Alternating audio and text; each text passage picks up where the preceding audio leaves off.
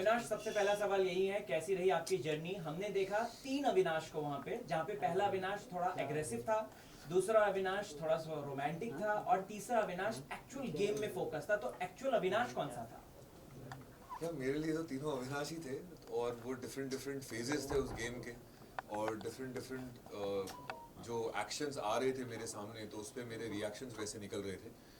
पहले 2 हफ्ते में तो मुझे जनता कहा गया, तो वो टैग मिला। उसके बाद जब उससे उभरा तो मुझे फैन सेटर कहा गया, फिर उससे उभरा तो फिर जाके ऐसा मैंने सुना अंदर, पूजा जी ने मुझे बोला कि मुझे तुम्हारा प्रोग्रेस दिख रहा है, गेम में तुम्हारा प्रोग्रेस बिल्कुल ऐसा है।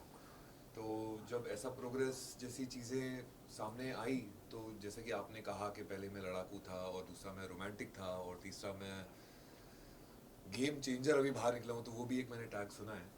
तो जो भी है वो मेरी पर्सनालिटी का ही हिस्सा है, और वो मैंने ग्रेसफुली एक्सेप्ट किया। अगर आप ये 3 अविनाश को देखें तो तीनों अविनाश मेरा ही हिस्सा थे। मैं किसी से नकारूंगा नहीं और ना नहीं बोलूँगा कि नहीं ऐसा मुझे तो नहीं लगा। डेफिनेटली यस, मैं जैसा दिखा हूँ वो मैं हूँ। आपके पिताजी ने आपको रिमोट से रिलेटेड कुछ सिखाया तो वो हम जानना चाहेंगे। मुझे पता था यही पूछेगा।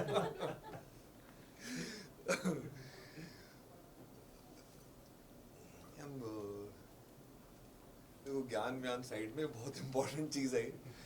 तो वो ना, मेरे डैड ने मुझे ऐसा कहा था कि अपना रिमोट कंट्रोल अपने हाथ में होना चाहिए।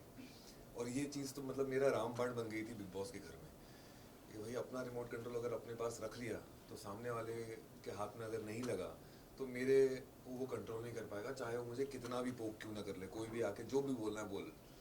और ये चीज़ मैंने कहीं ना कहीं सीखी है कि मैंने अपना रिमोट कंट्रोल अपने पास ही रखा, चाहे मुझे लोगों ने कितना भी पोक किया, उन्हें उसी वक्त मेरा रिएक्शन चाहिए हो, और मैंने नहीं दिया। वो चाहते थे मैं उसी वक्त लड़ूं, मैं नहीं लड़ा। और जितना मुझे बोल के जाना था मैं बोल के निकल गया, क्योंकि उस रिमोट कंट्रोल का बेसिक ये है कि किसी के और के हाथ में अगर रिमोट कंट्रोल चले जाएगा तो सामने वाला चैनल चेंज करेगा, सामने वाला वॉल्यूम बढ़ाएगा, फिर मेरा वॉल्यूम बढ़ेगा, फिर मेरे चैनल स्विच होंगे, फिर वो अविनाश दिखूंगा मैं जो मैं हूँ नहीं। तो वो मुझे नहीं दिखना। अपना कंट्रोल, रिमोट कंट्रोल ना अपने पास होना चाहिए बस। अविनाश, जिस मोमेंट पे एलिश की एंट्री हुई थी घर में, उस मोमेंट पे आपको कहीं ऐसा लगता है कि जो आपका कंट्रोल, रिमोट कंट्रोल है, कहीं ना कहीं आप उससे बाहर जा रहे थे, या फिर वो कंट्रोल कहीं ना कहीं उनके हाथ में आ रहा था? Because you were reacting as such, जो कि वो रिएक्शंस काफी ज्यादा हो रहे थे। नहीं नहीं, एल्विश के मैंने एंट्री पे बिल्कुल रिएक्ट नहीं किया। मैं तो उसके साथ एक बिल्कुल नॉर्मल कंटेस्टेंट की तरह था। वो पोक करता गया, मैं रिएक्ट नहीं किया। मैंने काफ़ी कुछ सुनना, मेरा घड़ा भरने के बाद मैंने रिएक्ट किया, जब मुझे रिएक्ट करना था तब। क्योंकि पहले वो सिर्फ मुझसे एक रिएक्शन चाह रहा था जो मुझे इंपॉर्टेंट नहीं लगा उसे देने के लिए, और मैंने तब जाके रिएक्ट किया जब मुझे रिएक्ट करना था। और मैंने खुद का चैनल बदला, और वो चैनल जो बदलने का नाम दिया था वो कृष्णा ने दिया था कि आपने सोते हुए शेर को जगा दिया, अब जेलो। अविनाश, हमने देखा आपने किस तरीके से फर्स्ट वीक में ही फलक के साथ अच्छी दोस्ती कर ली थी, लेकिन फलक के साथ बैठकर आपने कुछ नेम कॉलिंग दी थी। जैसे कि आपने अभिषेक और फलक, आप लोग बात कर रहे थे तो अभिषेक को गे बोला गया उस समय है? हाँ, फलक ने बोला है। और साथ ही साथ आपने बोला गे नहीं, जनानी, जनानी है वो, चेहरा वैसा दिखता चेहरा है। वैसा दिखता है। वैसे ओके, हाँ। उस बारे में क्या कहेंगे? हाँ, तो वो जनानी शब्द मैंने दिया था जी, श्योर ना? यस यस क्योंकि मैं उस पर कमेंट करूं फिर। नहीं, यस sure। यस, हाँ, फलक ने भी बोला है। हाँ, क्योंकि उसकी हरकतें उस तरीके की लगी मुझे कि वो उस तरीके की हरकतें कर रहा है घर के अंदर, जो मुझे वैसा नाम देने के लिए मैंने सोचा होगा।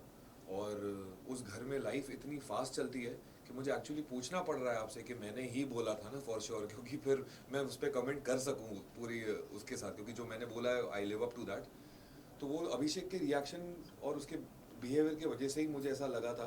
बट वो मैं टैग एक्चुअली एक ही बार यूज़ किया होगा मैंने, उसके बाद वो हट गया होगा, क्योंकि कहीं ना कहीं वो मुझे चौथे या पाँचवें हफ्ते से तो मेरे दिमाग में एक किडो नाम का मैंने टैग दे दिया था उसे, कि he is a kid for me, immature kid.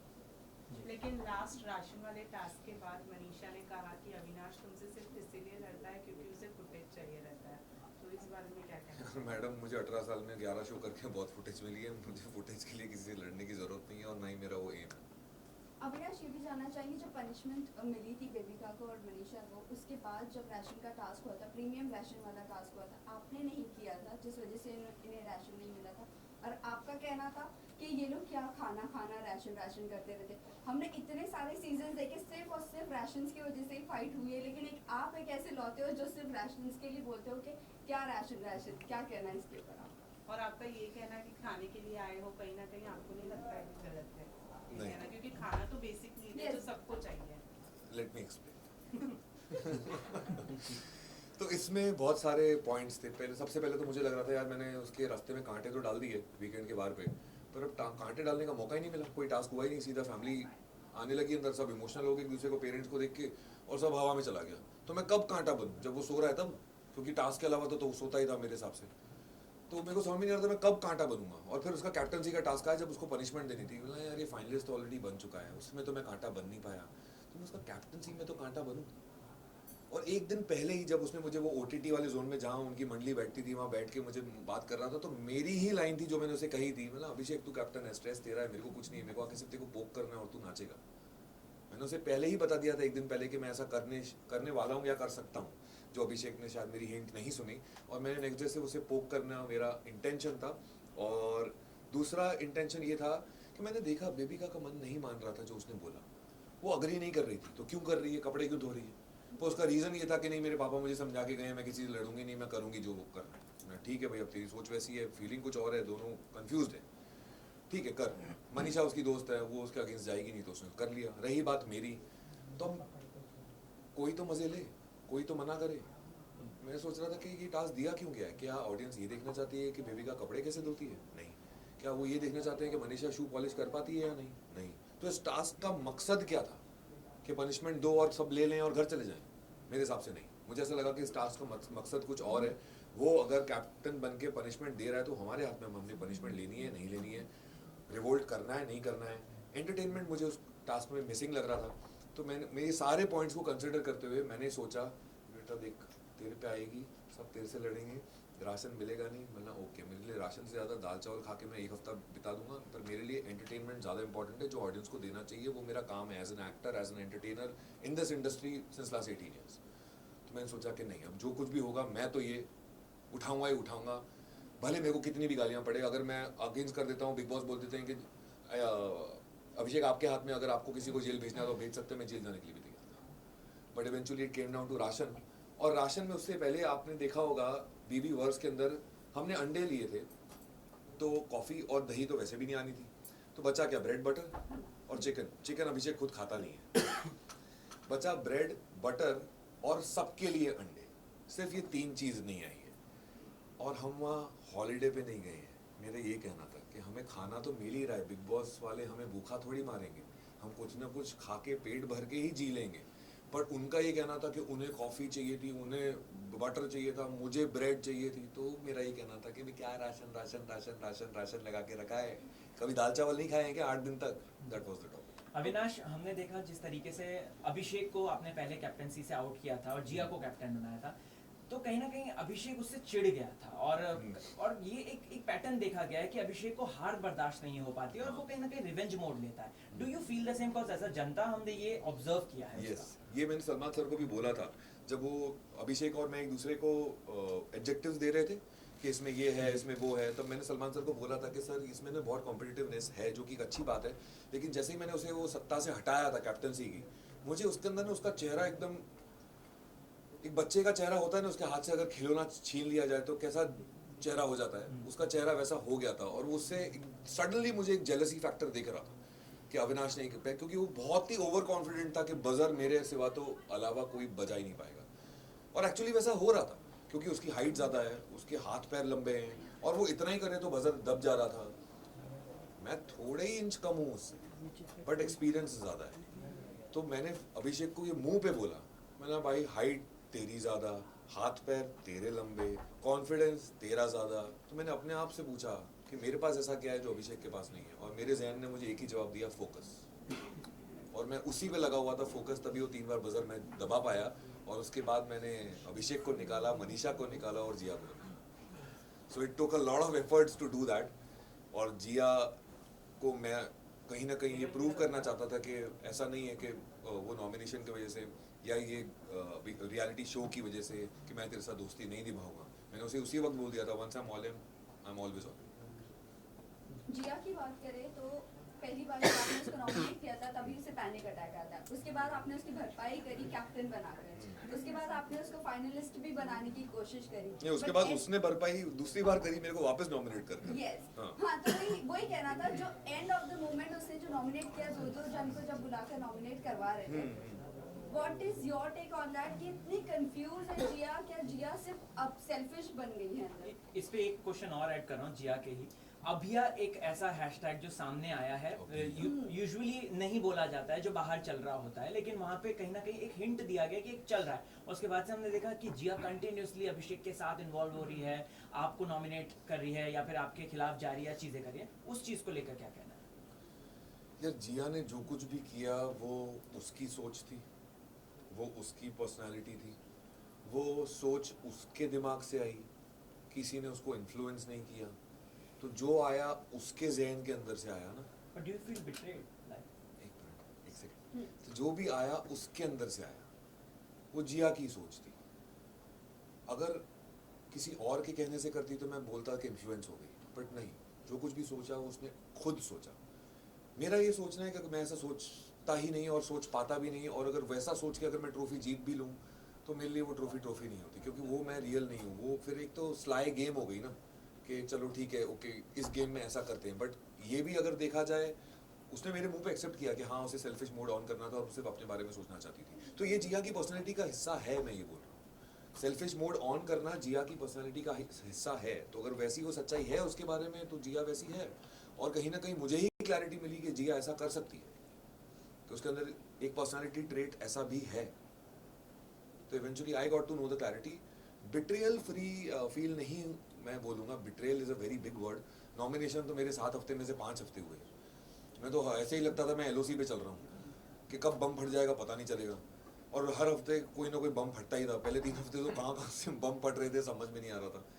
So walking on the LOC I reached 7th week and I don't feel it was a betrayal.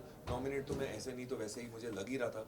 रही बात जिया बचा सकती थी, वो डेफिनेटली था एक ऑप्शन, बट उसने नहीं बचाया। अब वो उसका अभिषेक की Last दोस्ती question. की एक बात करी जाए तो मनीषा ने उसको हर वक्त सपोर्ट किया। हमने देखा उसके सुख दुख, उसके नेगेटिविटी पॉजिटिविटी हर वक्त। लेकिन कहीं ना कहीं अभिषेक ने मनीषा को भी अगर देखा जाए तो नॉमिनेशन से नहीं बचाया है। साथ ही साथ कैप्टनसी से भी कई बार उसको निकाला है। जब फलक ने फोटो दी थी उस वक्त उसको नॉमिनेट कर दिया था। और साथ ही साथ उसने एल्विश को लेकर भी ये बात बोली कि तेरी नेगेटिविटी आ रही है और तेरा नेगेटिव PR बाहर से चल रहा है।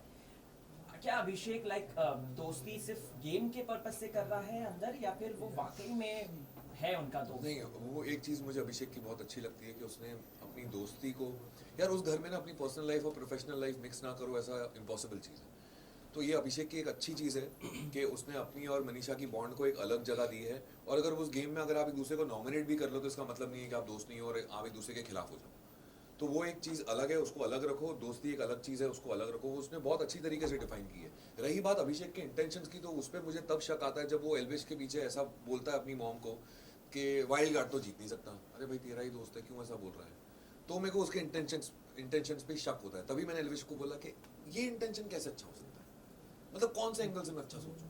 अब 3 पर्सपेक्टिव थे, तेरा खुद का पर्सपेक्टिव एज अ फ्रेंड, मेरा पर्सपेक्टिव एज अ कंटेस्टेंट, और तीसरा पर्सपेक्टिव आप सब लोगों का एज एन ऑडियंस। तो तीनों पर्सपेक्टिव से मैं किस पर्सपेक्टिव से उस इंटेंशन को गुड कैसे सोच सकता हूँ, मेरे को समझ में नहीं आया।